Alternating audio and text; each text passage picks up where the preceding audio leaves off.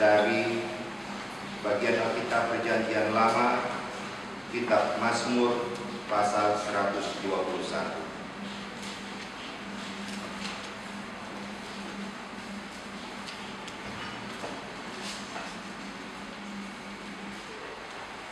Demikian firman Tuhan di dalam Kitab Mazmur pasal 121 ayat 1 sampai 8. Tuhan penjaga Israel. Aku melayangkan mataku ke gunung-gunung, dari manakah akan datang pertolonganku? Pertolonganku ialah dari Tuhan yang menjadikan langit dan bumi. Ia takkan membiarkan kakimu goyah, penjagamu tidak akan terlelap. Sesungguhnya tidak terlelap dan tidak tertidur penjaga Israel. Tuhanlah penjagamu, Tuhanlah naunganmu di sebelah tangan kananmu. Matahari tidak menyakiti engkau pada waktu siang, atau bulan pada waktu malam. Tuhan akan menjaga engkau terhadap segala kecelakaan. Ia akan menjaga nyawamu. Tuhan akan menjaga keluar masukmu dari sekarang sampai selama-lamanya. Hendaklah perkataan Kristus Yesus diam dengan segala kekayaannya di antara kamu, sehingga kamu dengan segala hikmat mengajar dan menegur seorang akan yang lain. Hosiana.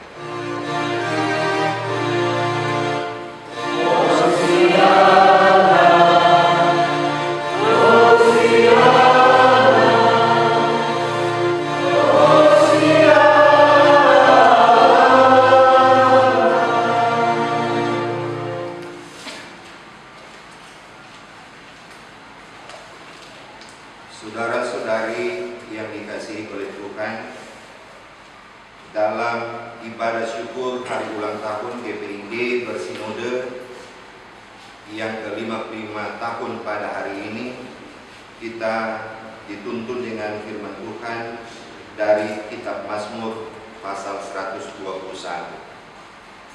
Saudara-saudari, di dalam perjalanan pelayanan dan persekutuan dari Gereja Protestan Indonesia Donggala dari sejak 4 April tahun 1965 sampai hari ini, kita sudah mencapai usia yang ke-55 tahun. Itu berarti kita telah dewasa. Dalam proses yang panjang dari Gereja Protestan Indonesia Donggala, bahkan sebelum tahun 1965, telah begitu banyak orang-orang yang akan kemudian menjadi cikal bakal berdirinya Gereja Protestan Indonesia Donggala. Pada tanggal 4 April tahun 1965, Tuhan berkarya melalui Gereja Masehi Injili di Minahasa untuk memandirikan dan mendewasakan GPID sebagai satu sinode mandiri. Saat itu GPID ada 12 gereja dan hanya beberapa orang pendeta ditambah pinatua dan diaken. Perjalanan yang panjang GPID berproses dalam sejarah, dan sampai hari ini, saudara-saudari, GPID ketika memasuki usia yang ke-55 tahun sudah terdiri dari 173 gereja tersebar di Kota Palu. Bahkan kantor sinode dari 5 sinode yang ada di Sulawesi Tengah, GPID bertempat di Kota Palu sebagai ibu kota provinsi ini. GPID tersebar juga di 4 kabupaten, Donggala, Parigi, Motong, Sigi, dan Poso. Sampai saat ini GPID sudah memiliki kurang lebih 60.000 jiwa. Suatu pertumbuhan dan pertambahan yang drastis, sangat signifikan dalam perjalanan arak-arakan GPID berproses dalam sejarah. Kita diperhadapkan dengan berbagai tantangan, duka, tetapi tetap bersuka cita di dalam segala hal. GPID, saudara-saudari, adalah satu gereja yang sangat majemuk dan jika mau dikatakan dapat menjadi seperti Indonesia mini, terdiri dari berbagai latar belakang suku, budaya, bahasa, adat istiadat, dan tata letak geografis. Saudara-saudari yang saya kasihi dalam Tuhan, GPID telah menghadapi begitu banyak tantangan di dalam proses pertumbuhan dan perkembangannya. Pernah ada letusan gunung berapi di Una-Una yang biasa disebut dengan Gunung Colo pada tahun 1983. Ini sangat berdampak di Sulawesi Tengah, bahkan di daerah-daerah yang lain. Wabah pada waktu itu di perkebunan dan persawahan sangat besar, memberi efek bagi warga gereja dan warga masyarakat. Pada tahun 2012,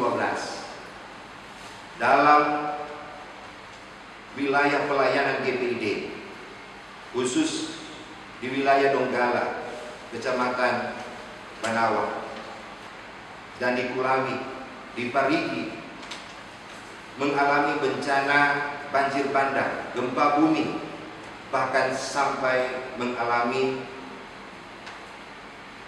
keretakan rumah dan korban nyawa. Korban materi pada waktu itu diperkirakan hampir mencapai 10 miliar. Dan ada beberapa anggota jemaat yang korban. Dan pada tahun 2018 akhir, kita mengalami bencana alam, gempa bumi, likuifaksi, tsunami, deformasi tanah, tanah longsor, dan beberapa waktu kemudian disusul dengan banjir bandang yang terjadi di wilayah Kulawi, kemudian juga di wilayah Donggala, Parigi, dan Kota Palu.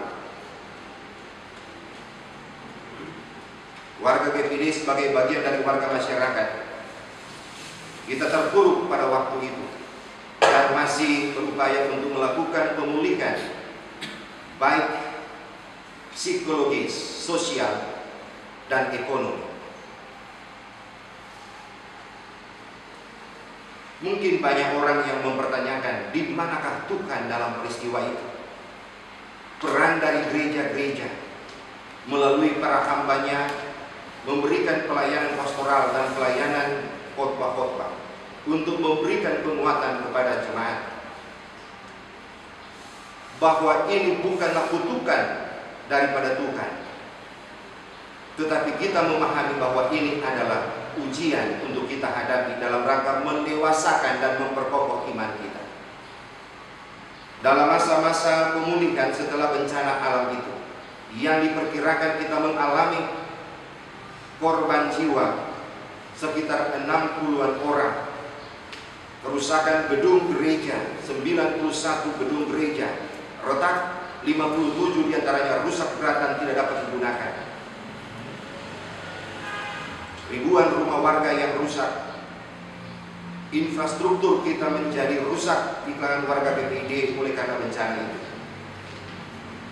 Secara materi diperkirakan kerugian dari GPID mencapai 60 sampai 100 miliar. Ini bukan hal yang mudah. Ada yang berkata bahwa kita kembali ke titik nol. Tetapi saudara-saudari, seringkali kita memahami bahwa dari titik nol seseorang akan dapat beranjak di dalam penghayatan yang kuat.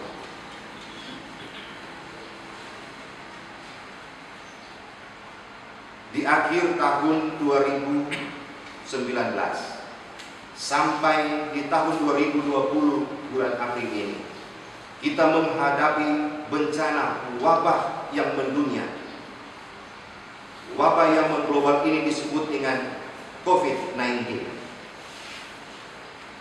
Sudah ada begitu banyak korban, ratusan ribu orang yang korban. Korban terpapar dan korban meninggal. Bahkan di Sulawesi Tengah hingga hari ini sudah terdeteksi ada 4 orang yang positif dan 1 diantaranya telah meninggal. 2 diantaranya ada di Kota Palu. Kita bersyukur karena warga GPID belum ada yang terpapar dan dalam kasus positif.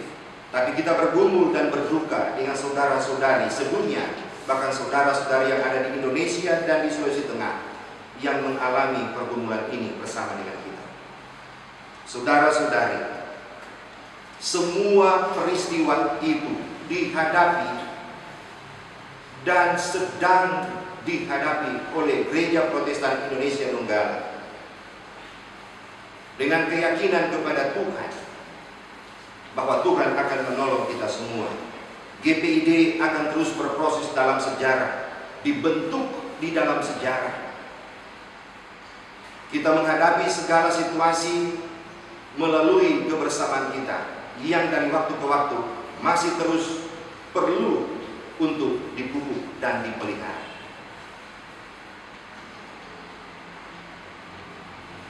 Kita membaca dalam kitab Mazmur 121. Mazmur 121 ini adalah ungkapan nyanyian dalam doa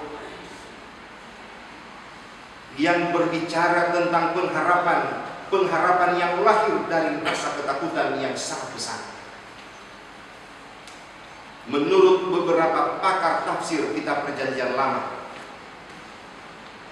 seperti diantaranya Barclay, Pereira, dan Meribat Frommel, mengatakan bahwa Mazmur ini adalah ungkapan doa yang dibawa dalam larik pujian oleh seorang pemazmur ketika dia baru mau pergi dan ketika dia kembali dalam perayaan hari raya besar di Yerusalem. Ada ketakutan dari pemazmur untuk melewati daerah yang sangat berbahaya, jalan yang diapit oleh gunung-gunung yang tinggi, bukit, lembah, padang belantara. Ada begitu banyak bahaya yang mengancam binatang-binatang buas, tetapi juga para perompak dan pembunuh yang tidak segan-segan untuk mengejar, membunuh, atau menyandra orang-orang yang lewat di daerah itu. Ini adalah suatu realitas, suatu pengalaman pribadi, pengalaman iman, pengalaman hidup dari pemazmur. Saudara-saudari, kita percaya bahwa ketika pemazmur dalam ketakutannya, dia mau mencari pengharapannya, pertolongannya, dan lalu Mazmur ini diawali dengan siapakah pertolonganku? Pertolonganku ialah datangnya dari Tuhan, pencipta langit dan bumi.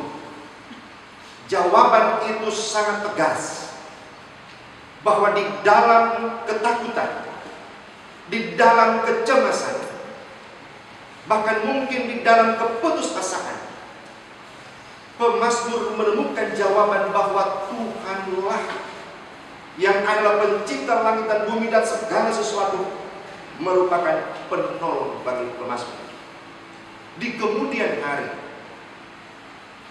mazmur ini dilakukan revisi oleh kaum Lewi pembaharu yang menjadi penjaga dan pengurus perpustakaan dari para imam abad yang ke-5 sampai abad yang ke-4.